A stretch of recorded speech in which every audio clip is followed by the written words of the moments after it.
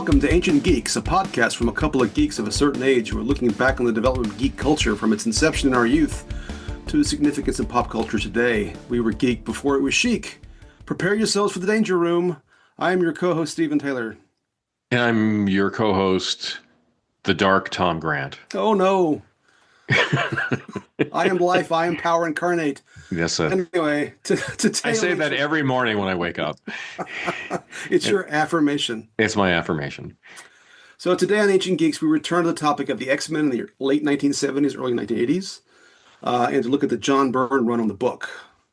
But before we get to that, let's talk about this week in geekery. So Tom, what have you been doing to maintain your geek cred this week? Okay, so my geek score is up because I actually started rewatching Godzilla movies. Oh dear. And the reason for that was I watch things on the Criterion channel a lot. And I kind of had noticed that there were a lot of the, Toho kaiju movies there, and I wondered why. And little did I know, even though like as a kid I was a Godzilla fan, that uh, there were these terrible American versions of the original Japanese movies. And I kind of knew that from watching the original Godzilla, Gojira, years ago when it became available, and seeing just how different it was from the version with Raymond Burr doing the unnecessary voiceover. It was terrifying. It was profound. It really struck me as a much better movie than the American version that we saw. Then I started watching the ones on the Criterion Channel that I hadn't seen the original Japanese versions of, and I'm really enjoying them. Oh good. Yeah, I mean they are way better. It's not Citizen Kane, but these are really fun movies and often very suspenseful. And I used the word thoughtful before to describe the original movie. There are moments of thoughtfulness in some of the movies that I've seen. And anyway, if you were at all a G fan from having watched the Americanized versions, I strongly recommend watching these. Very good. Very good. Yeah, and I So, also watch in anticipation of next week, not our next episode, Close Encounters of the Third Kind. very good. Yeah. Very good. So I'm on the opposite end of the spectrum in terms of recency. I finally, as I mentioned a couple of weeks ago, that I had not seen Andor. Hmm. I have consumed rather voraciously the entire first season, and I only have 3 episodes left of the second season. I've been incredibly impressed. And anyone out there that, for whatever reason, has not watched this, I recommend, even if you don't like Star Wars, I recommend Andor. It is an excellent, excellent piece of television. I would also recommend it. I haven't seen the second season, but I'm also in the middle of rewatching the first season. No, yeah, the second season. I mean, it's all good. It's all good. And at some point, I would like to talk about it, but obviously not yet. So let's shift our focus. So if we always like to talk about what theme music we would have if we could afford the licensing for the theme music. Um, and do you have any new suggestions for this week? No, I didn't want to repeat the theme from the 90s cartoon again. So I thought, why not go classical, go bombastic, go epically tragic, because we're going to talk about the Dark Phoenix saga. So why not Carmina Burana? Okay. One of the most overused pieces of classical music in Hollywood, but still, I think worthy of this run of the X-Men. That's fair. I thought, well, okay, I'll go back and listen to it with the Spotify to try to remind myself of the X-Men movie soundtracks. Now, I Oh. did not do a deep dive, but I'm like, surely there's a theme that I'm forgetting, and as Mhm. best I can tell, there really isn't. I was kind of sort of disappointed, and maybe I just didn't listen to the right tracks or something. There was a sort of vague, like echo of Elfman-esque music in some of the early stuff, but most of it Mhm. was very nondescript. And so in some ways I am going to repeat last week, but in a slightly different version. I found also on Spotify that then led me to YouTube. I found a version of the X-Men cartoon theme by a duet playing electric string instruments, violin and a cello or bass, I'm not sure which. Huh. Mia Asano and Tina Guo.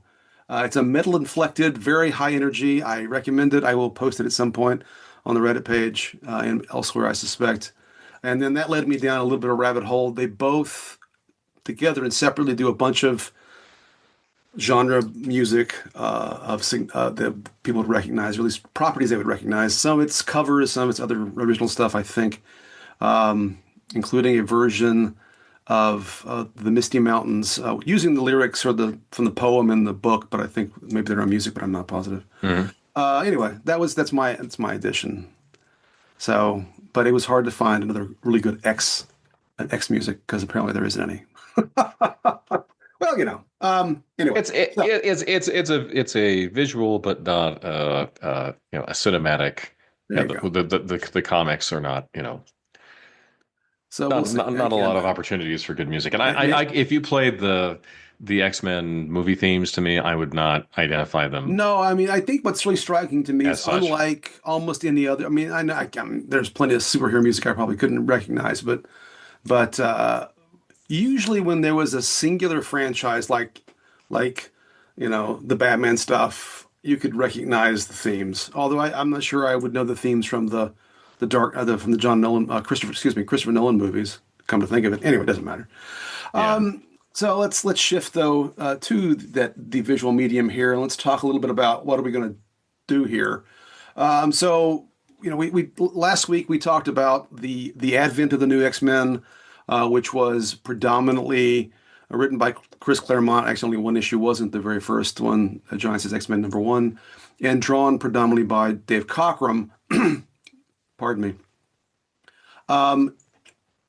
But toward the very tail end of last week, we talked about two episode issues that were written by or drawn by, excuse me, John Byrne. John Byrne becomes the main artist, starting with issue 108, and stays on until 143. So we already talked about two issues, and then 110 is a filler issue by not by Byrne. It's a very forgettable issue that it's almost like I don't even know. I kind of skim it every time I've done a reread. But so we're really talking about 111 through 143. We'll break down what those stories were here in a bit. I will say that so Byrne was perhaps one of the most significant artists, I would say, of Marvel Comics in the 1980s and 1990s, definitely. and also DC. I'm sure we've mentioned Byrne before. I know you mentioned his Superman Hmm. run, which I think is quite significant in the later 80s.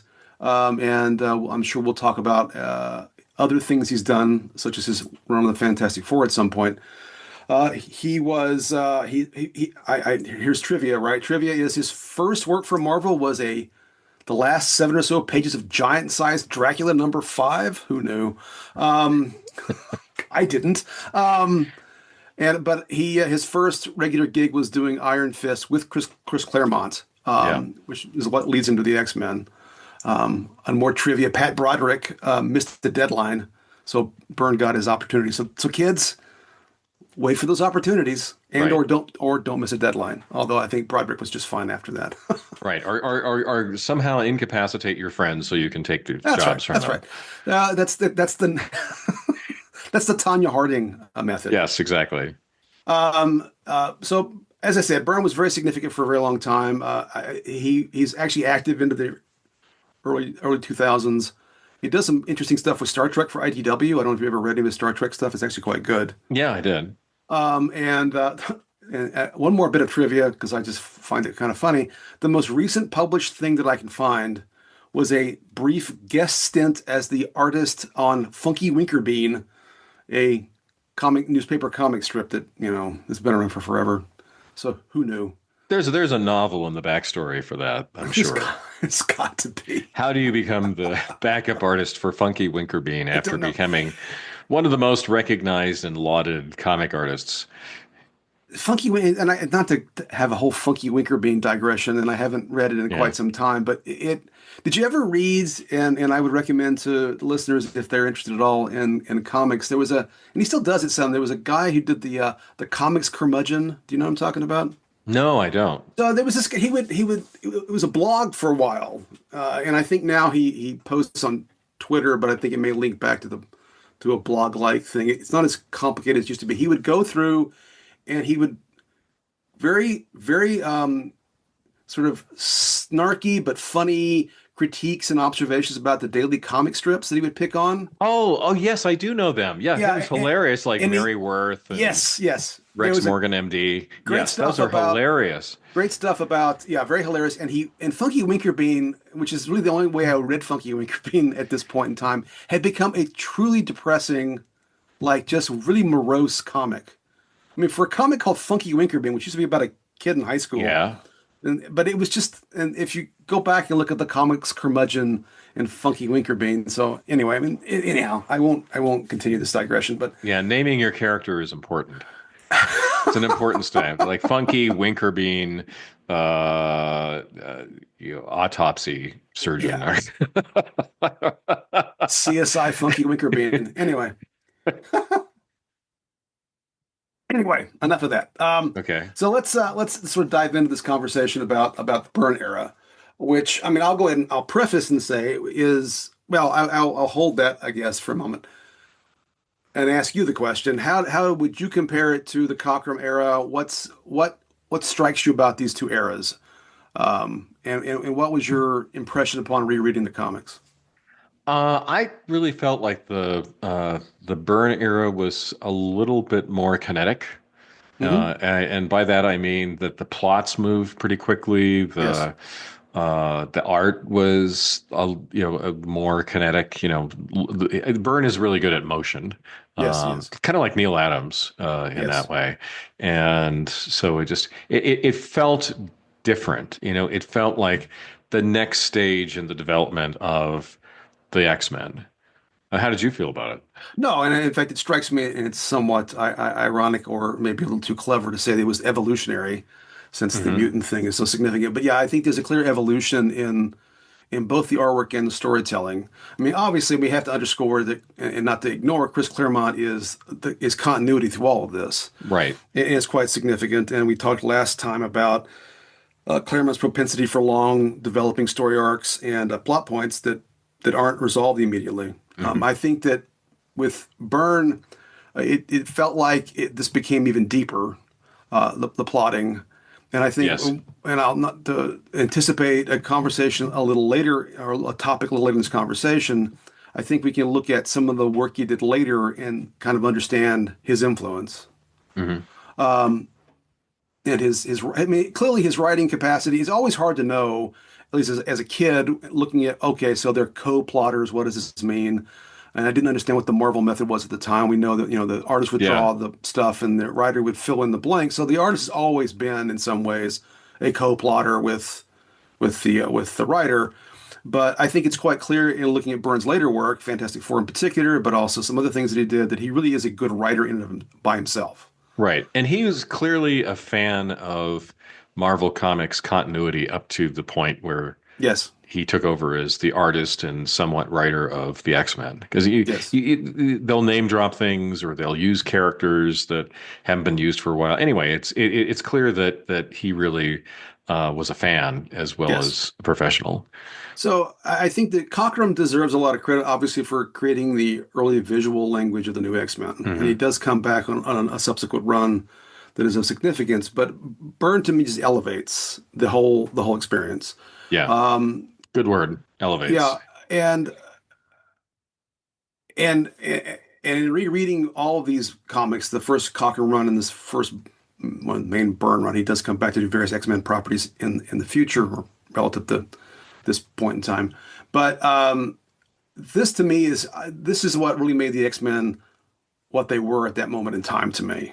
Hmm. This was the holy grail for the collecting part of me, as I've described before, and I think even in rereading it, I find it simply a more, as you say, kinetic, more developed, more evolved version of these characters.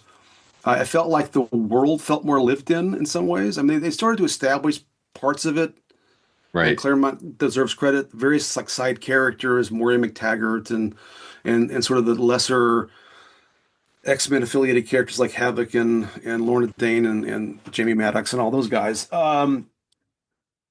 But this felt like there was more of a real world these people inhabited that continued even when they weren't around and that they interacted with in various ways over Yeah. time. Yeah, and also I would say that I'd been, as a teenager when these issues came out, into comics for at least a few years, pretty heavily, and into Marvel comics, Right. and I'd seen good runs before that Hmm. kind of came and went. So if you're not a comics fan, you probably haven't had this experience, maybe with TV shows that are serialized, but in comics, especially, like you'd have on Thor, to use an example, there was a run with that Walt Simonson did in the '80s that was terrific and Yes. did like crazy things with the character. It was really imaginative. The art was terrific. I'm a big fan of Walt Simonson, but then Yes. he left and it wasn't as good anymore. It's not like immediately assured that once you have one of these good runs, it's going to continue. So, That's as right. good as the Cockrum Claremont issues were, it was impressive at the time. And I clearly remember feeling like this, like, oh, well, we got a new person in. And what happened with the X-Men wasn't a fluke. And we're going to go back to somewhat yeoman-like comic stories of the Right. 1970s. It stayed at that level, and then, as you said, elevated it a step up. Right. Because it is worth pointing out sometimes, even if you like a character, actually, the Walt Simonson run with Thor is a great example for me because I was never a Hmm. Thor guy, and the Thor stuff that I read prior to Simonson was boring to me because Hmm. I missed some of the stuff that you encountered earlier. Yeah. And then, so that transformed that character for me into something I really wanted to read. And then once Simonson left, I really didn't care anymore that much. Right. Right. And so, yeah, it can totally, an artist and a writer can totally transform a title into something that's really compelling, or it can just not. In other cases, just it goes in this sort of up and down of quality, and you still stick with a character, but or title. Anyhow, so this is hard, and I'm not sure I know. You made a mention about motion, but let's talk about the art. I've Byrne is one of my favorite comic artists. Hmm. He's up there, and other favorite artists for me would be Neil Adams and George Perez, and I can name others that I like, but those are like to me that's the upper pantheon. Yes. And so, but describing why a I'm not an art critic, so I don't have the skills to do it, and two, this is a an audio medium, and we're talking about a visual thing. Although we'll obviously put things on Reddit and other socials to have illustrations of this, but I mean, what what struck you? Did you try to think about what was cool about the art this go around beyond the kinetic, or and I'm putting you on the spot here, but what struck you about the art? Well, I was actually already a fan of his work. Yeah, okay. Yeah, so he had popped up in some non-Marvel, Mm-hmm. non-DC third-party publications, and like things that are lost to time, like ROG 2000, Mm-hmm. and I think also like Space 1999. There was a comic book, and Yes. he drew for that. And as you said about like Thor wasn't your cup of tea until you saw the Simonson stuff. It's like I was never a fan of Space 1999, but I looked at the Byrne issues and I said, Mm-hmm. "Wow, this guy's Yeah. great." And Right. then when he showed up on Iron Fist, it's like, "Great. Now he's made it into Marvel Comics." And what I really liked at the time was the really interesting combination of realism and cartoonishness. Yes. Yes. Yeah, That's I mean, it's exactly. clear you were looking at a comic book, but it also seemed like people moved or kind of posed in ways that were Yes. more natural. It's hard to describe exactly what the John Byrne style is like, but it is that interesting combination. No, that's interesting. I'm glad you said that because that was my thought as well, which was it's a weird fusion in my mind of stylized comic book cartoony art that is also Right. sometimes somehow weirdly more realistic, although it's not even like Neil Adams who draws these sometimes hyper real kinds of drawings of characters. But Byrne, it does, and part of it's kind of like what I described with the Cockrum thing, with sometimes in the distance versus the foreground. there's more detail, but that's not, I guess, unusual with comic books. But he could draw like very detailed drawings, like Wolverine, for example, especially when he has his mask off, and it just Right. um, and also some pretty remarkable splash pages and things like that. That was really good at. Another thing that I liked. I don't remember there being a good example in the X-Men. I did go back and read, or not. I read for the first time. I read about half of the Iron Fist run because with the Marvel Unlimited app, you can do these things now. And there was a page, a multi-panel sequence of again kinetic motion that actually reminded me of something that always stuck in my head from a Fantastic Four, where somebody hits somebody and they go plunging through multiple stories of a building, and the Yeah. panel is each of the floors as they go through it. There's Hmm. a great panel like this or multi-panel shot where the Thing punches Terex the Tamer, and he just through buildings, and it just flies Yes. across the panel, which not only is sort of dynamic, but sort of speaks to the strength being displayed and just in all this stuff. It's just very impressive. Um, Well, let me interject. So I Please, think for people who aren't big comics geeks like us, the way the comic started, it was all like a set number of rectangles on yes, a page. Maybe four, maybe six, but you'd have this very constrained, very rectangular view of whatever the comics was depicting, and then you got artists like Neil Adams and Gene Colan, I think, was another one, and then John Byrne, who say, okay, we're going to bust out of this. We're going to yes, have things that are diagonal, hmm and in the way that the composition is put on the page, so I can really show this interesting angle of somebody in the Avengers Quinjet, flying through, it seems, the page instead of just being this little square that you're looking at the action right, from a distance at. You could kind of bring people into the action a bit more by playing with the composition of the page. And again, it's really hard to describe in a purely audio format, but I hope, at least, kind of imagining what you go from the strictly rectangular to this much more fluid, yes. multi-angle sort of composition meant. So I mean, it's I broke the seal on newspaper comic strips. I'll point out again. Again, this is dated, but one presumes that listeners who are still called ancient geeks are maybe also semi-ancient themselves. But not to Yeah. critique the audience or insult the audience. But in all seriousness, We can right? check that box for this episode. Bill Watterson, who drew Calvin and Hobbes, was also a pioneer in this regard on his Sunday Yes. strips, Yeah. where he would often complain about the constraints of and really a comic strip in a newspaper. Boy, this is ancient. It's amazing how ancient talking about newspaper comic strips is at this Yes. point.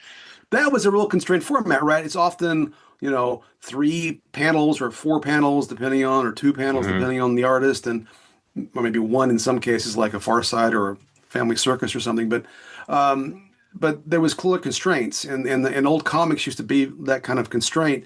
But Watterson, who complained not only about the size of the panels that he was given over time as they shrank and shrank, but on Sundays, in fact, part of I think his contract to continue to work in this field was to be able to have a larger canvas, and he would break out of the panels. And Berkeley Breathitt would too, Hmm. especially when he did. But Bloom County and the Outland comics did this as well. But so I think that those are all a piece of sort of playing with these formats in ways that are quite remarkable. And Byrne was, I think, really, really good at that. Anything else well, I would say about this about the art, and I think he developed over time. One critique I had when I used to read early on is I felt like a lot of his faces, especially his female faces, looked the same. Hmm. But in looking at some of his more recent art, he clearly got better at differentiating individual people. Yeah, I'm it's sure. funny. I was gonna point out the same thing, that he was able to draw faces that were distinct from one another, I think, better than some artists. And No, and as you said, he got better at it over time. well, But yeah. yeah. No, yeah. In fact, that just reminds myself because it was the female faces in particular, especially the lesser characters that often looked alike. But by Yeah. the same token, yes. Unlike, say, one thing I noticed in comparing Dave Cockrum, Cockrum has this kind of weird, squishy way he draws heads. Do you know what I Yeah, mean? I know what you mean. Yeah. And they all kind of look roughly the same. They're not Hmm. exactly the same. And again, it depends on whether it's a close up or it's whatever. Um, but you know, Burns Scott Summers is very different than Burns Logan or Burns even, Colossus. I can't remember Peter's last name. Rasputin. There you go. How could I forget Rasputin?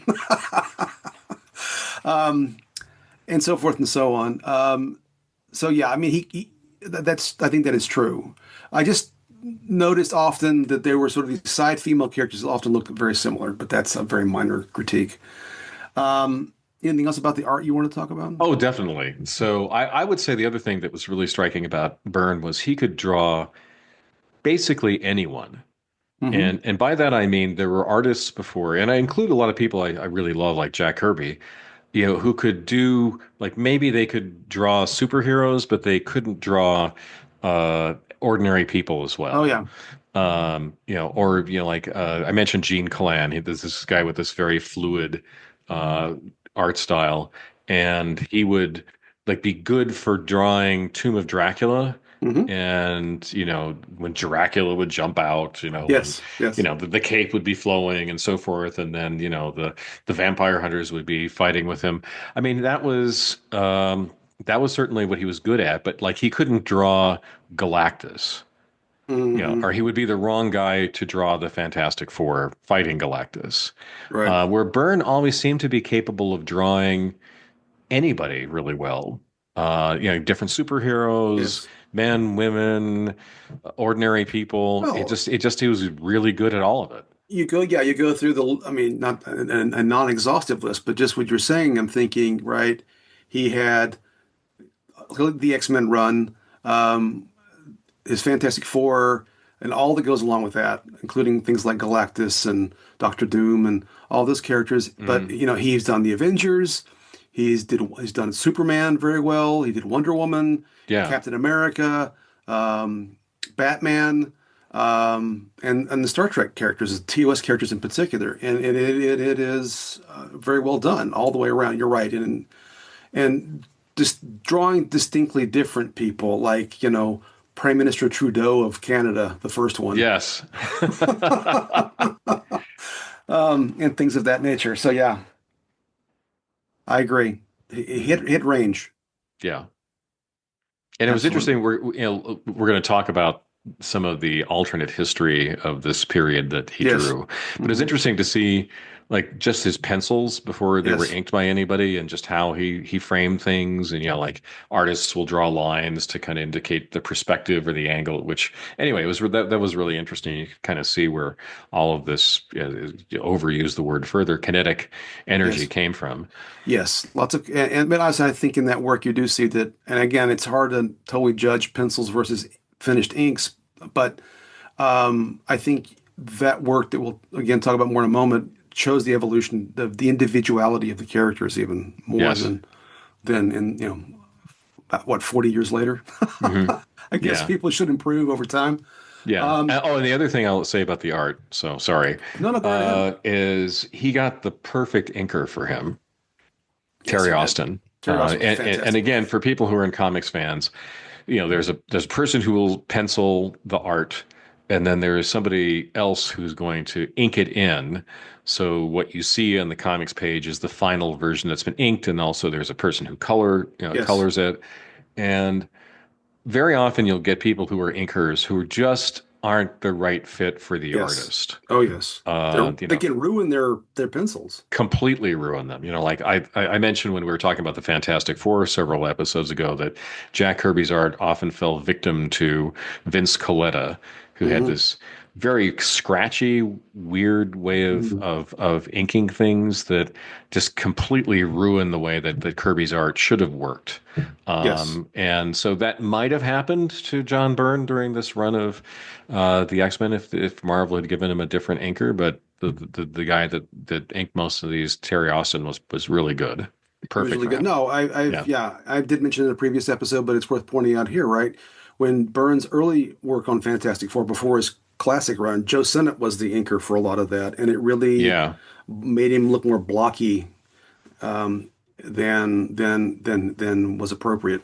Yes. Anyway, but no, I think Burns' art again. He's one of my all-time favorites, and it is. But yeah, it is just weird, and I'm sure there's some word for it. But I'll just reiterate this interesting combination of realistic and still comic-y in a way that.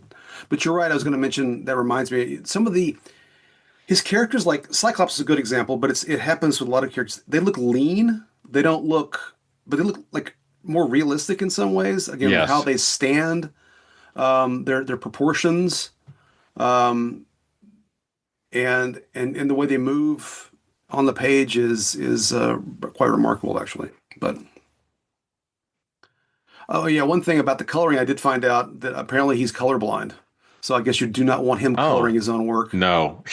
He thought that Yeah. Iron Fist's outfit was partially brown because Oh, he can't poor see guy. green. Yeah, Oh, it's man. kind of interesting for an artist, isn't it? Yeah, for somebody who works in as not just as visual medium as comics, but also one that is so reliant on color. Yeah, Yes, lots of yes, like a big color palette. yes, it does. So okay, so let's talk about what I think is something that was important and I saw as an improvement during the Byrne period, which I attribute to Byrne's co-plotting, which is I think a lot of the characters developed more during this period of time. Definitely. Yeah, I agree. Um, so let's talk about Wolverine in particular for a moment because I was struck as I read it that this really is the era that makes Wolverine this enigmatic and very interesting character, but enough hints to make people want to know more. I felt like in the Cochrane run, you get a little bit of this. And again, Claremont's part of this conversation Hmm. too, not to short shrift him, but he seemed more of a, again, dude with the chip on his shoulder guy who we didn't know much about, and it felt like we weren't going to get told a whole lot about. We do find out his name is Logan because a leprechaun calls him Logan during the Juggernaut and Black Tom story early on in the Cochrane run, but um, I don't think he rarely takes his costume off during that period of time. He's Right. not seen to be a separate human being from just being Wolverine, right? Well, I feel like in the during the Byrne era, we see him out of costume quite a lot more. That's where we started all the hints about why he left Canada, right? Right. Again, starting with 109, which we talked about last time, but later 120, 121, and then 139 through 140. We get more of this Alpha Flight backstory, this more something happened to him backstory. We know that he was a soldier and a spy, and we find out has adamantium bones during this run, that he has a healing factor during this part, right? Right. What did you think about the way Wolverine was portrayed during I'll get it out portrayed during this period? Well, he seemed like a character instead of just an action figure. I mean, it Okay, just yeah, yeah, yeah, definitely. And he was there well in said. the Dave Cockrum period, kind of mostly as a foil to Cyclops. Yes, Yeah, just like, hey man, you're crazy. We can't just sit on our hands while bad thing happens off screen. right. But he there was more to his background that we saw. You got a more sense of his personality. Hmm. Some more suggestions about what his inner demons might be. Hmm. That he also had feelings for Jean Grey, or then kind of also a new love interest gets Hmm. introduced for him, and it's not. It's when I say that, I almost sound like that's fairly pro forma for any sort of serialized entertainment where you want to kind of like switch between characters between episodes of a TV show and give them the spotlight for a Right. while and so forth. I mean, it kind of felt more like the people behind this comic book did want to make these into characters, not just kind of flip the dial from A to B just because we've been on A for too long. Oh, we've been doing too much with Cyclops and Jean Grey, so let's now do something with Colossus. It didn't Yeah. feel that way. We need to have a Beverly Crusher episode this week. Oh God. Um, but yeah, I mean, I You think, and sleep with one ghost. that's right. Um, but I mean, I think to make a general statement, then I do say a few more things about Wolverine. But the I think there's not all the characters get the same amount of attention, although Right. not necessarily in the way in which you describe. It's I just think it's mostly organic to the story. I think we get more. Aurora gets more of sort of internal monologue stuff going on. I think that Hmm. Nightcrawler becomes more complicated during this period of time. I feel like his Yeah. personality becomes more interesting. Yes. I mean, Colossus, I think, remains kind of one note. I am a sad Definitely. farmer boy who doesn't, but I can't go back to the farm. Um, Yeah, and when they try to do something with the proletarian, yeah, that was not that great. was pretty bad. Yeah. That was a low point in this period. I like Kitty Pryde quite a bit. Definitely. She seemed much more rich than many characters that had been in the past. But the one thing I think that would struck me about the Wolverine thing is that, and this was really new and unique at the time, and maybe in some ways still is, which is unlike almost every other character that gets an origin story, his is just dribs and drabs. Yeah. Because usually, like, oh, we're going to have a flashback like they do with Charles Xavier and talk about his Yes. origin story. Right. Or if a character's introduced, invariably we get told exactly how they got their powers and why they are the way they are now. And Wolverine was, I mean, you don't, I mean, eventually you get an origin story, I guess various origin stories, and there's stuff about Wolverine's history that comes later that I'm not fully. I know his name actually isn't Logan, and I know he's Right. old and all that, but there is this like again like okay, we know that he was a Canadian superhero, and then he really expands that again as he was involved in being quote a soldier and a spy. We know he's fluent in Japanese. Mhm. We know that Right. he's got these bones. We don't know why. Um, there's this, at least flashbacks with the Hudsons and that he had been hurt. We don't know what we don't. We're not told how. We Right. know he's close to them, but he also didn't want to be used by the Canadian government. It's all this really cool layers of mystery that I think made him more compelling than many characters at that point in time.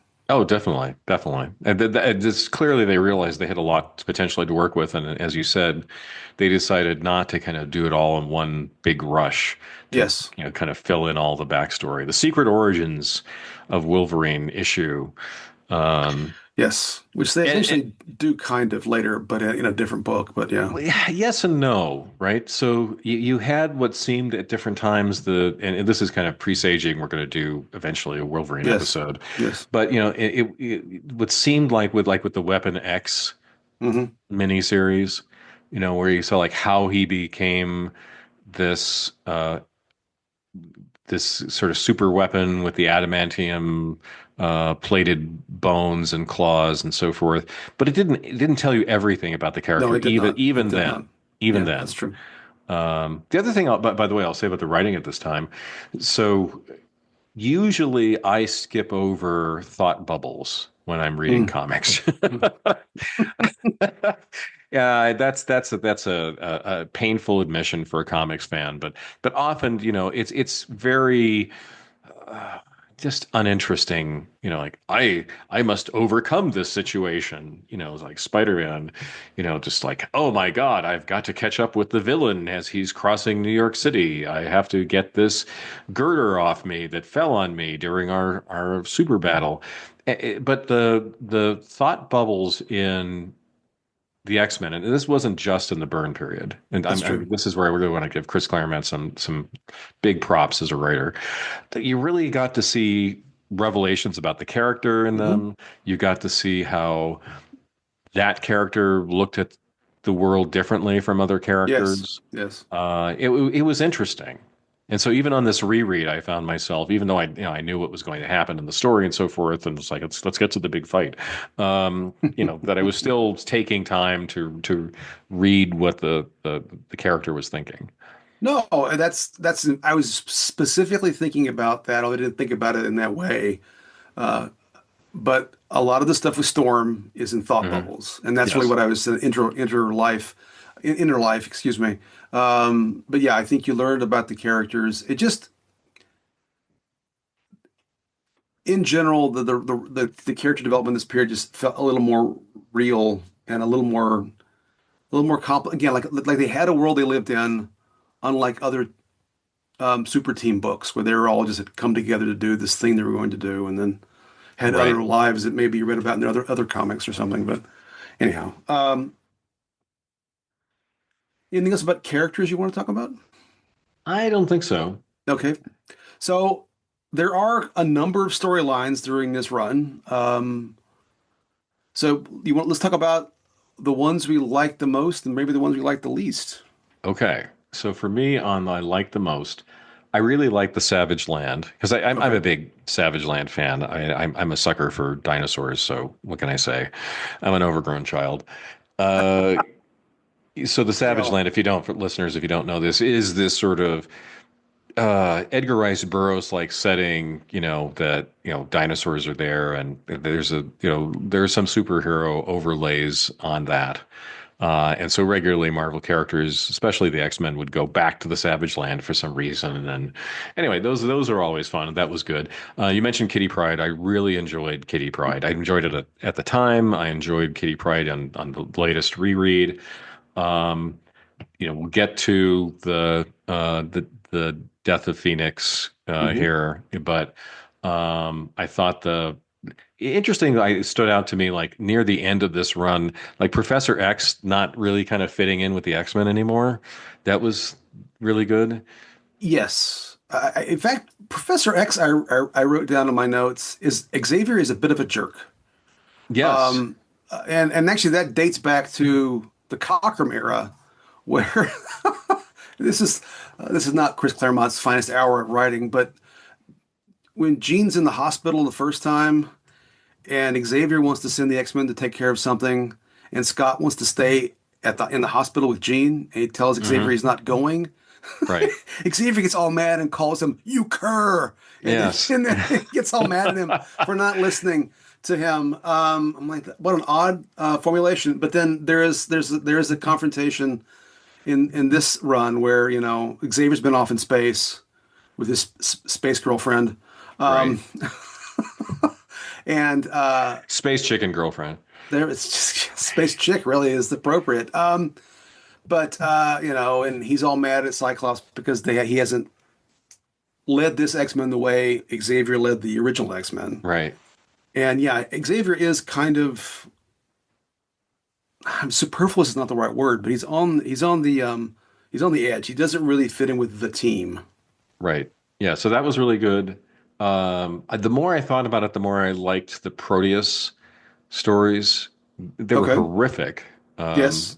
Oh yes. Just by what this particular supervillain did, as well as the fact that he's the son of a minor character who realizes that he has to die. Yes. Um, and last of all, I would say the Magneto Okay. episodes, issues, I should say, I thought were terrific. Much better than the Magneto than in the kind of the previous Dave Cockrum Yes. period. Yes.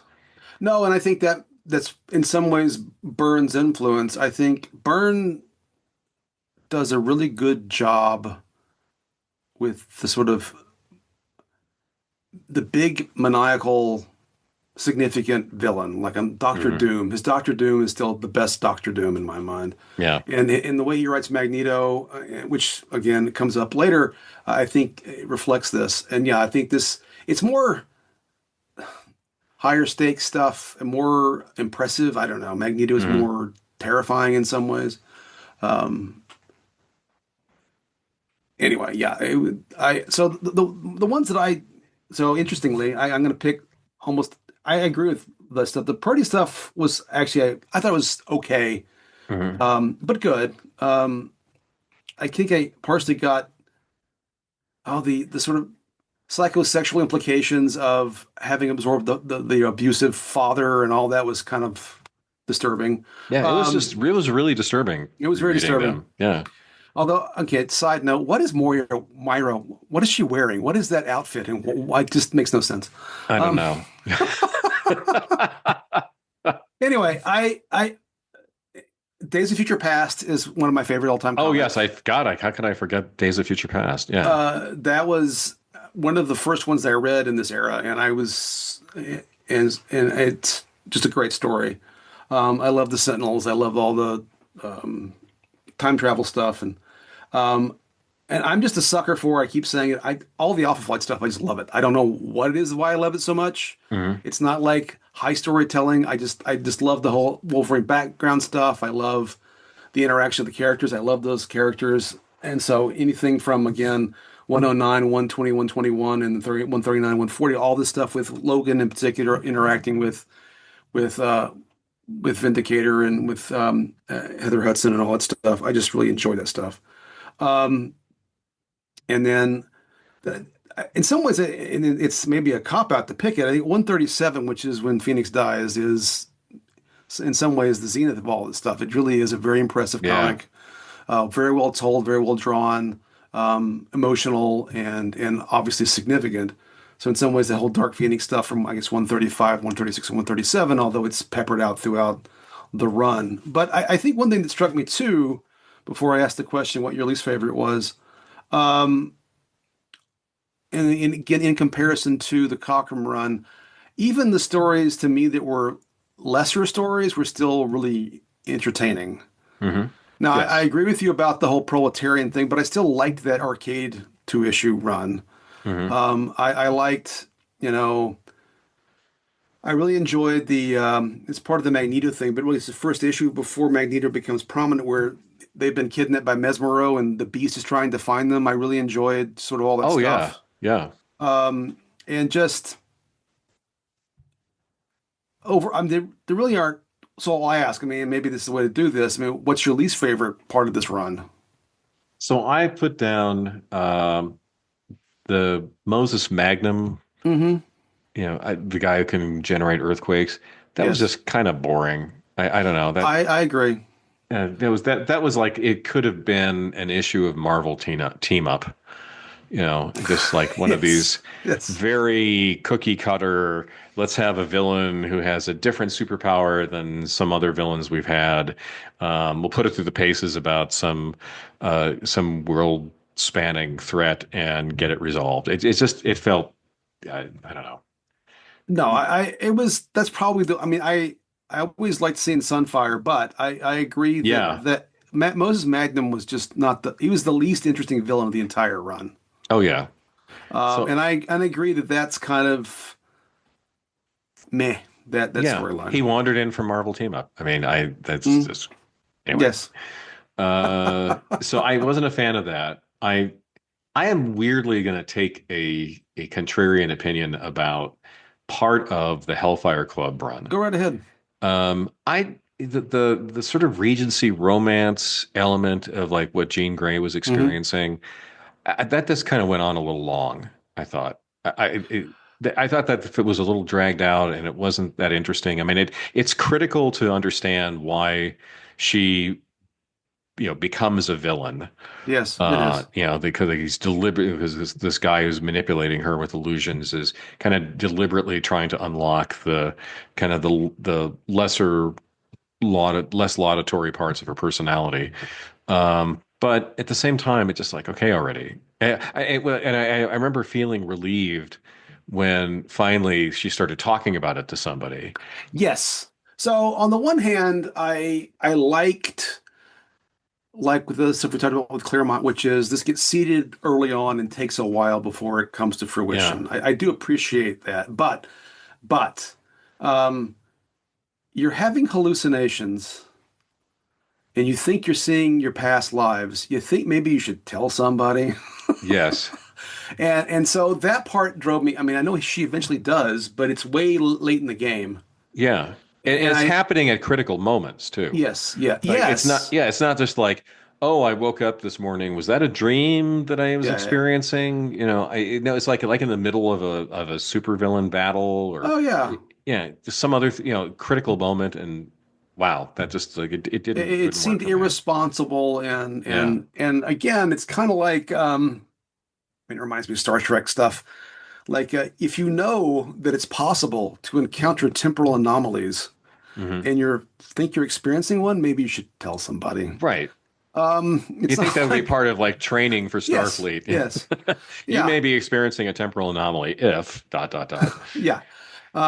Report to your superiors if you find yourself reliving the same day over and over again. Um, but so yeah, that I agree with that, and it also it did have this sort of uncommon, and this is I guess fair, but this uncomfortable sort of possible sexual exploitation element to it. Yeah. And then boy, and I remember finding it this way when I read it the first time, but the whole stuff where she's envisioning a Storm as a slave, that was like, oh boy, Oh, that was pretty that was cringy. rough. Yeah. Yeah. Um, And actually, I would also say this is going to be contrarian. Again, I didn't find the Hellfire Club that interesting. mm, Eventually, like Emma Frost becomes an interesting character. right. But at the time, they, just weren't great supervillains. So I mean, I liked because I used to be a very low level chess nerd. I liked the whole chess metaphor, Yeah, but it didn't go very far. And I also now there is of course I think a great episode. I keep saying episode issue where yeah, Wolverine is you know in the sewers trying to fight his way back. There's some great art and some great action from Wolverine right. in that stuff. So that's in some ways the highlight to me of the Hellfire Club. Definitely. Is really what Wolverine does more than anything else. Because a lot of this, I mean, one of the things I would criticize some of this story stuff for him, it feels like often with Jean in particular, they would ramp up the tension and somehow something would happen and it all would like dissipate. Like Hmm. somebody finally says the right thing and she comes to her senses or whatever instead of it. And that seemed sometimes like a bit of a cop out. Right. Yeah, I'd But agree with that. of course, so let's talk though. Anything else? On Well, the not didn't like, yeah, Dazzler was meh. I remember yeah, it being meh at the time. She was yeah. not an interesting character. For those who don't know, she was not just the Dazzler; she was the Disco Dazzler. She was. So this was pandering to popular culture in a Yes. really dumb way. And I really wonder if that was foisted on them by the editors. I don't know. Like, I, we need a I disco character. so yeah, she's got disco makeup. She wears bell-bottom jeans. She's got sequins and stuff, and she has roller skates. Don't forget the roller And skates. she's a disco performer. She's a disco performer, and her mutant power is to turn sound into light. Hence, she's Dazzler. She uses it in her stage act, and she can, yeah. Um, I read somewhere that she was supposed to be a black character, Huh. and if you read the way the dialogue is written for the time period, you can kind of see that. Oh, interesting. And then, of course, she gets her own book and she's around. I don't know what her current status is, to be honest. Right. But yeah, she was not that. The only thing that was interesting about her was she was one of these rare mutants who didn't want to join the X-Men and kind of wanted to just go do her own thing. But Yeah. anyhow, Which I was grateful for. Any others you yes. didn't like so much? No, I think Moses Magnum was my least favorite villain. Um,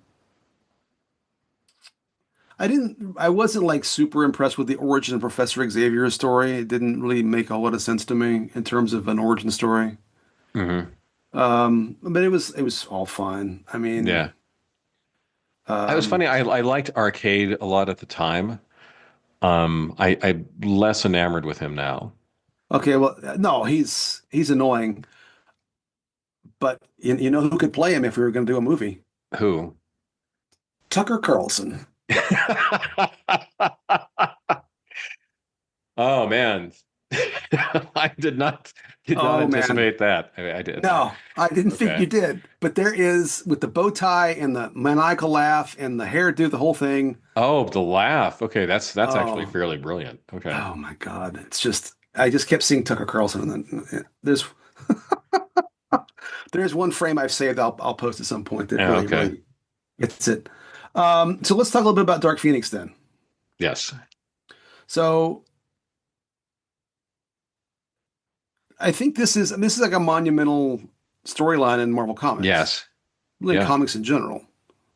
So you experienced it live and in person. I experienced it ex post. So how was it for you to experience this sequence of events where a good guy becomes a bad guy, a very powerful bad guy, and then is killed? It was shocking. You know, where Jean Grey turns into the Dark Phoenix and is fighting Mhm. the X-Men, and they're clearly outmatched and so forth. I remember reading it at the time, and it's like, well, things are going to be okay in the end.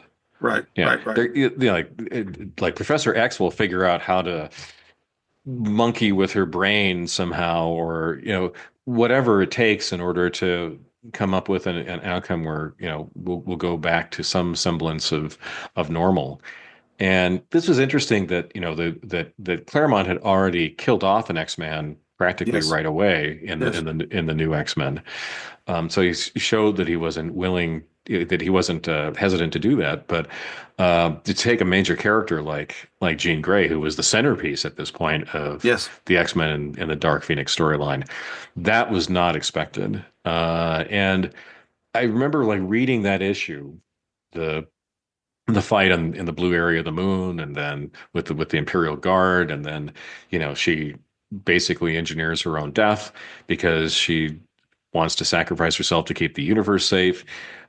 Just like that was shocking. I mean, that Yeah. was just absolutely shocking. But it made perfect sense, and it was electrifying in comics fandom at the time. It's like that.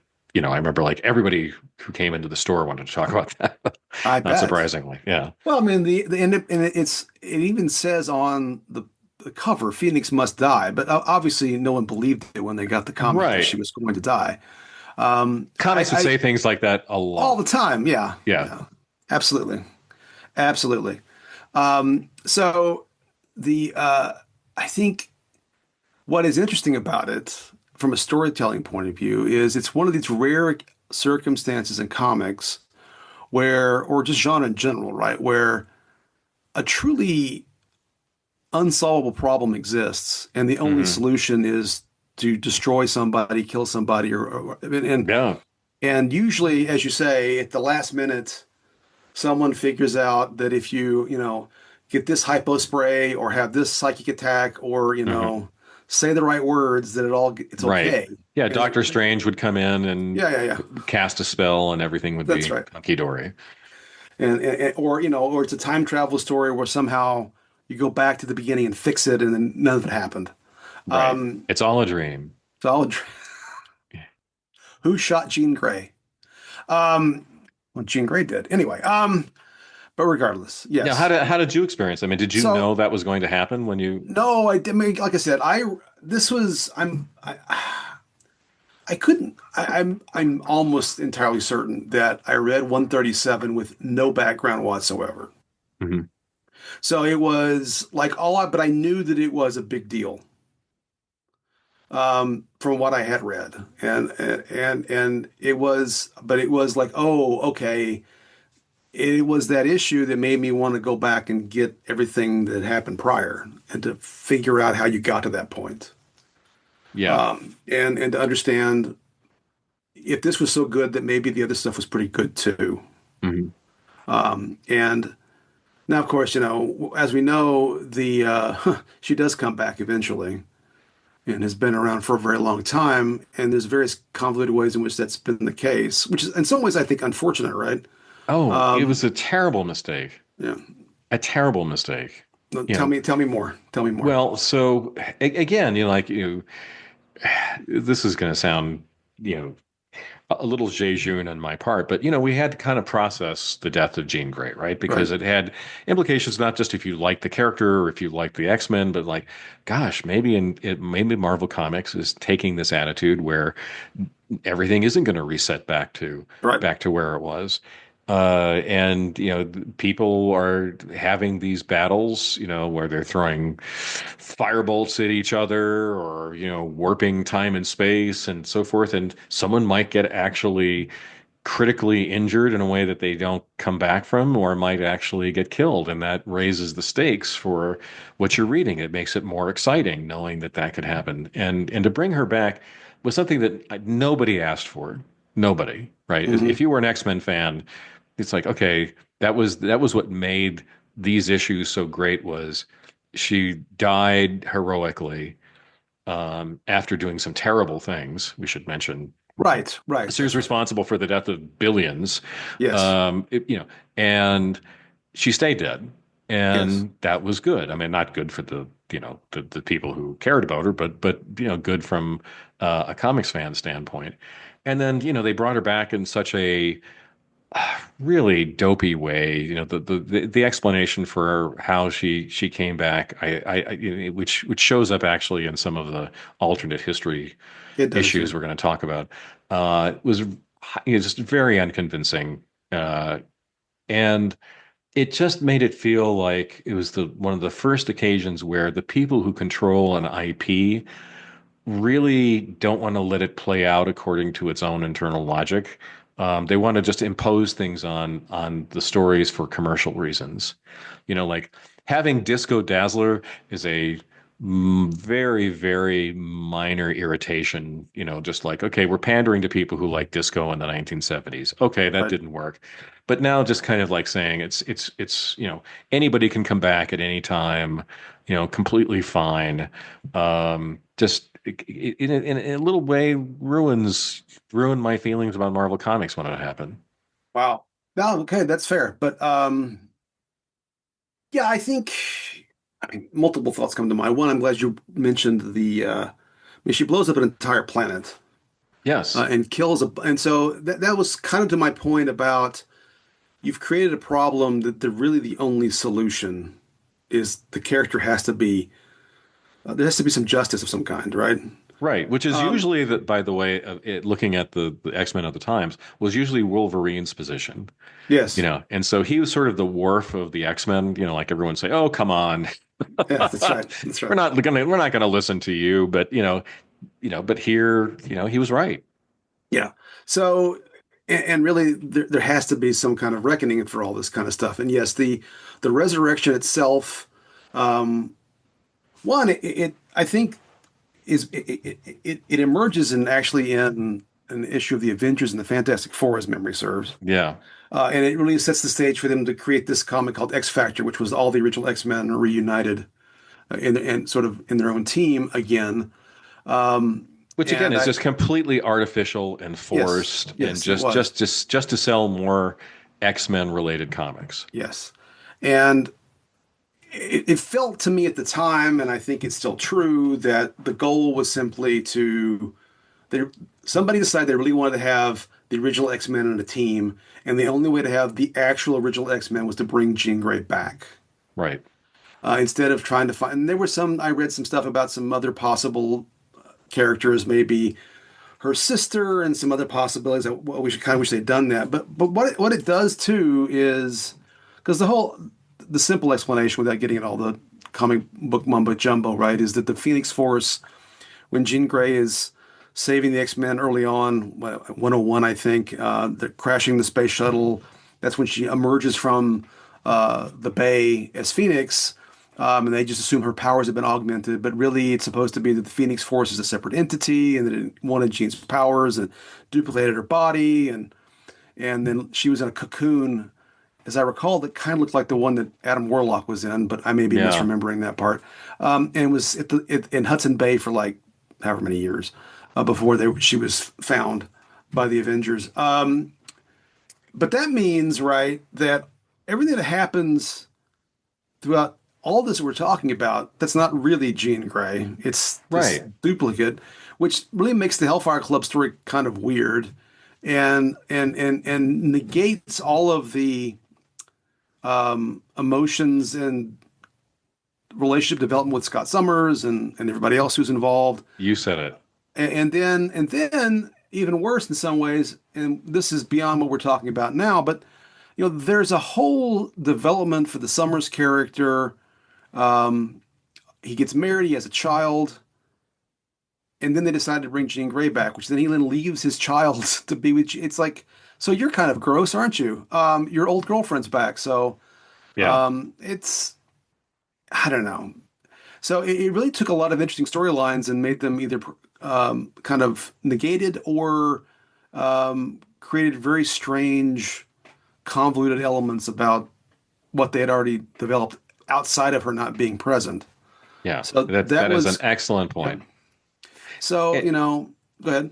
no, I was going to say, and I think I actually realized it also kind of kind of gave a little bit of permission, not that they needed it, to DC to do the death of Superman, right? Which Mm, he wasn't going to die, but right. like like all these characters kept coming back, right? Like I much preferred, like when Robin died in Death of the Family, the Batman series, Yes. that Robin stayed dead. Okay, so Batman eventually got another Robin, but that character stayed dead. Or the X-Men brought a Phoenix back, but it was somebody from the future who was related to Jean Grey, but wasn't Jean Grey. So Right. there would be a Right. Phoenix character with a little like fraction of the Phoenix's powers. Just it wasn't the same source, but if I remember correctly, but I you know, can't recall. I know it was Rachel Summers, and we see her first actually in Days of Future Past, and then she's in the New Mutants later, yeah, and I don't but remember all the details. okay, but if you want to have a character called Phoenix and that character has Phoenix-like powers, Hmm. even if it's just, kind of sort of the Jean Grey sort of psychic powers instead of the Phoenix Force, that's fine, right? But just Yeah. to kind of wholesale bring people back in these forced ways just to sell more comics, and as you say, negate everything that you loved about Yes. the lead up and the denouement of something like the Dark Hmm. Phoenix side. That's not cricket. No, I agree. No, you raise a good point. The Death of Superman's a good example. When Batman gets his back broken by Bane is a similar kind of story arc. Yeah. Um, When Hal Jordan goes crazy and hmm. becomes a supervillain. Yes. There was a lot of Yeah. that stuff. Even Mm. Steve Rogers stopping to being Captain America for a while. Yeah. Not the same as a death, but there was a whole lot. Those kinds of stories were pretty prevalent not long after this era. Well, it was a death of his faith in America. That's right. So that's an interesting observation because it does, as with all things, comics often, just like other properties, often are imitative, Yeah. and there's no doubt about that. Okay, so I mean, it is interesting to point out, right, that this was an editorial choice, though, to kill her. Yes. That there actually had been a previous version of the story where she lived, but they took the Phoenix powers out of the Shi'ar had removed the Mhm. Phoenix powers, and this is part of I think why Byrne ends up leaving the book eventually. But Jim Shooter, who was the editor in chief at the time, thought that she should die, Yeah. and so there is an alternate. You can it's called what the Untold Story or something like that. Phoenix the Untold Story. There's a one shot comic that reprinted the original version of X-Men 137 where she lives. Hmm.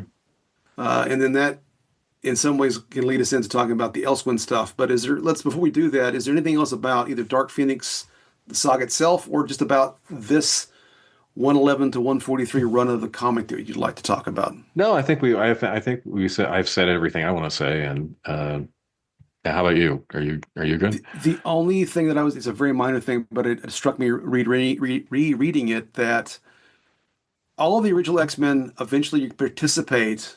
The Beast is in multiple stories. The Angel joins the team for a little while. Iceman Right. is never mentioned or never comes back, and I do not know why, but he's just left out in the cold. Anyway, Oh, I know. oh. Sorry about that. Oh. But let's talk for a minute. And I had posted by a while back. By the time this comes out, about two Hmm. weeks ago, by the time this comes out, I had discovered kind of by accident that John Byrne had done this thing called X-Men Elsewin, which is basically fan fiction, which is kind of Right. funny for John Byrne to be doing fan fiction, but it's a 29-ish episode issue run of an alternate X-Men comic that picks up immediately after X-Men 137, except using the alternate version where Jean Grey does not die. Right. and follows along with some plot points that apparently at the time they'd planned to pursue, which was Jean Grey not dying, but the Phoenix still coming back. Mhm. And I realized too that the whole, and I don't remember in the post Byrne run if this ever got picked up, but in the end of Days of Future Past, right, there is this sequence in which Senator Kelly and Peter Gyrich from the federal government, who is usually a burr in the saddle of the Avengers, Right. and Sebastian Shaw talk about the Sentinels. I don't remember if that ever got paid off in the actual comic. Do you? No, I don't think it did, or I could be wrong because I haven't gone ahead I to have not read them in read later years. issues. Yeah. But so this Elsewind comic does pick that up, among other Hmm. things. So I think you and I both read roughly half of them. Hmm. What strikes you about these, and then that might be of interest to our listeners? Jim Shooter made the right call. Okay. I think again, coming up with some sort of hokey way of uh, making Jean Grey okay, and she Hmm. wasn't okay. Like she was basically lobotomized, Yes. or reduced to a childlike, emotional state, emotional and mental state. Um, uh, Much less interesting than having a main character die. Oh, I Um, agree with that. Yeah. yeah, so I would say that. I think that kind of speaks to just how, comics like other media are a collaborative art. Hmm. That you can have somebody whom you really admire as an artist or as a writer or as a writer artist, and still they're going to be working with other people. We said before they're going to be working with a person who writes the dialogue, and they're going to be working with an inker and a colorist, yeah, and also with editors. And Hmm. there's something in filmmaking that was kind of in vogue for a while, the auteur theory of filmmaking. Like you just need to get somebody of the caliber of Alfred Hitchcock, or um, Stanley Kubrick or whoever your favorite director is, stick them in the director's chair, let them run everything, and you'll get a good movie by virtue of them just being geniuses. Right. And that ain't true, right? No, it's not That's true. not how things work. And every once in a while, the auteur, as brilliant as that person might be, needs someone to say, Stephen Sondheim, this particular song doesn't work, Yes. or this idea for a musical, it's Uh, not gonna fly. George R. R. Martin, maybe you should have fewer books in this series. Maybe you shouldn't have so many characters so that the whole story gets out of control. Um, anyway, so you need that collaboration, and as as fun it was to read these Elsewhere Hmm. stories, I didn't think they were as good as the actual So comics of the time. I'm going to both agree and disagree. I agree that the right move was for Phoenix to die. Hmm. For all the reasons we described and you just articulated, I think it's correct. I think that for narrative purposes, for legitimacy of all that had happened, that Hmm. her death made sense. I could have lived with the idea that they removed the Phoenix Forest, but there still would have been a reckoning at some point. Yeah. The part that disappointed me, not in spoilers, if you really, I've already spoiled it, I mentioned it, but he still does the duplicate gene at the bottom of the bay story in this Hmm. Elsewhere thing. That disappointed me in the sense that, that again creates all the problems we've already described. Now I haven't read See What Happens Next because there's still stuff happening. They do bring back the aliens that the survivors of the planet was destroyed, and I don't know how that plays out. I will say this though, and this I guess maybe this is my partial dissent from your critique. I found that the run that I've read again, I don't think each issue is necessarily as long as a normal comic, so I'm not quite sure.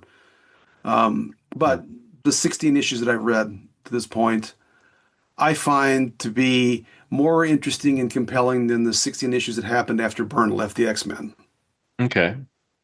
And I really enjoyed the Sentinel storyline. And I Yeah, and that I was good. and I agree with that. I loved the way in which they brought in which again, I made some comment in passing before. One of the things about comic systems annoying is a really terrible thing is happening, and somehow only the main characters of that comic show up to deal with it. I mean, if Right. Sentinels were in fact running wild, then I think the Avengers and the Fantastic Four should probably wake up and take care of business. And Right. I did like the fact that you Which they know do in this series, yes, which they we do should in say. this, and I Yeah. like the fact that the Sentinels are hunting mutants, and there's a reminder that oh yeah, Franklin Richards is a mutant. Scarlet Witch is a mutant. There are mutants in Right. other parts of the Marvel universe, and the Sentinels should be going after them as well. So I that part, that storyline, and even the stuff with Jean Grey, I found it still narratively compelling, even though there are elements of it that did not like. And again, I don't know how if there isn't a reckoning in this or not, and maybe there isn't, there may not be, because I do not like the reset feature of it. I would have preferred the story try to deal with the fact that Jean still had some culpability, even if the Phoenix Force was a Right. separate entity. Um, and again, if she was a duplicate, then everything that happened is still erased in some weird way that I don't care for. But I think I'm impressed that Byrne is able to continue this by himself without Claremont. I didn't. I think that Yeah. it is. I just find it compelling and interesting. Although I agree with the stuff about Jean Grey. I totally agree about. It just seems a cheat. Yeah. Well, I will agree with you that the Sentinels issues. I almost said episodes. We keep I doing keep this. doing it. I keep doing it. Okay, the Sentinels issues were terrific. Yes, that was really good. But I could imagine feeling like instead of like you had this storyline about Dark Phoenix that went on for a lot of issues, Mhm. kind of slow build and then this big denouement. Instead of that, right, we have 20 more issues of the Phoenix story. No, I agree And with that that. would have been exhausting. It's Mhm. just like, come on. I mean, it was all supposed to lead up to apparently, from what you sent me, Magneto, offering the Phoenix power back to her somehow. I don't know how that would have worked, but No, anyways, it would have introduced Magneto as a key player in this. But that story would have been going on for how many issues? yeah, 40? yeah. So yeah, there's a Magneto Eh, there. Even the ones that I've read, Magneto shows up, and yeah, that was really I thought well done too. But yeah, it is Magneto at his his most sort of villainous. And I guess one thing I read, there was some discussion at one point of Marvel coloring these issues and selling them as a omnibus or some. hmm, But then apparently Magneto at the time they were doing some revamping of the X books and having Magneto be a super bad guy they didn't want to do because Magneto becomes a good guy at some point, which in some really, ways, both Emma Frost and Magneto become good guys. And in some ways, it's kind of hard to really fully reconcile how that's the case, yes, really. But that's okay. So that's what I had read. How much that's the case, who can say? The only thing that I find funny about that is, gosh, you think there's some money to be made. So I'm always surprised when the opportunity to make money a publisher turns down. But who knows? And yeah, I believe that he never completed the storyline. I think 29 is the last one he did, and it just stops. Now I don't think he ever plans to finish it. Like I said, the last, and I forget now, but these were, I don't know, 5 or so years ago, maybe longer. I can't hmm, remember. right, And they're all on he has a website. It's kind of a discussion board oriented website. hmm, That's where you can find these things. Again, the link is at Reddit for those who are interested, or just Google John Byrne Elsewin, one word. It's not that hard to find. So I guess I totally agree about the Jean Grey stuff, but I still find it narratively compelling the way it's been done. It's worth yeah, looking at regardless. yeah. Okay, then. So I will not forget this time and ask, although I don't have a good answer to my question. No, Can't me forget about neither. the merch. Was there any merch you want to talk about? I did realize I might have had a button of the Byrne era X-Men. Okay. because like buttons were a thing then. Yes. We had a button maker, and you could take, Yes. something you cut out and make a button out of it. So I think I did have that merch.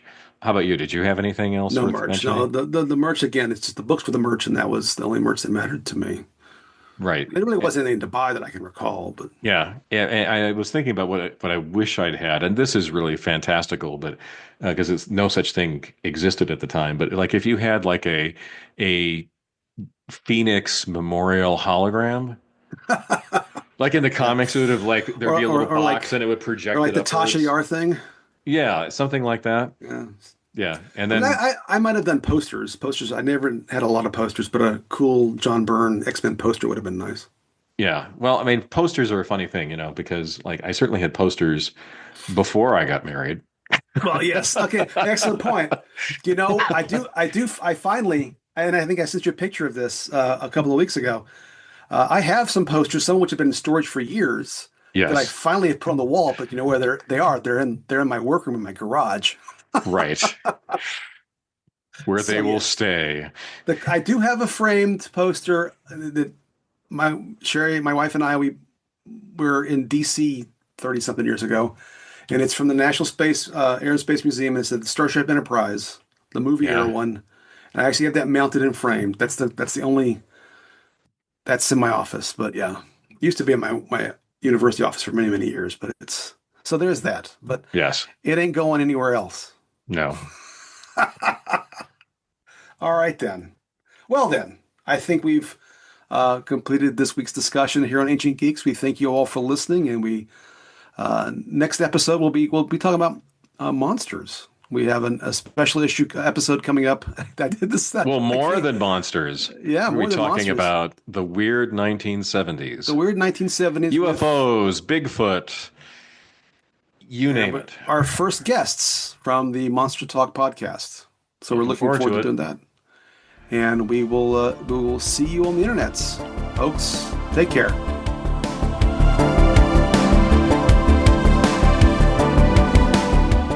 And so another episode of Ancient Geeks crashes into Jamaica Bay, waiting to reborn in the next episode. Thanks for listening. If you like what you hear, please subscribe and tell a friend. And we are grateful for any review you leave on the podcast service of your choice. If you have words for us, kind or otherwise, contact us directly at someancientgeeks@gmail.com. Look for us on Reddit, Facebook, Blue Sky, and other social media outlets. All content copyright 2025, Tom Grant and Stephen Taylor. Music by Reversed Image, whom you can find on Pixabay. See you next time.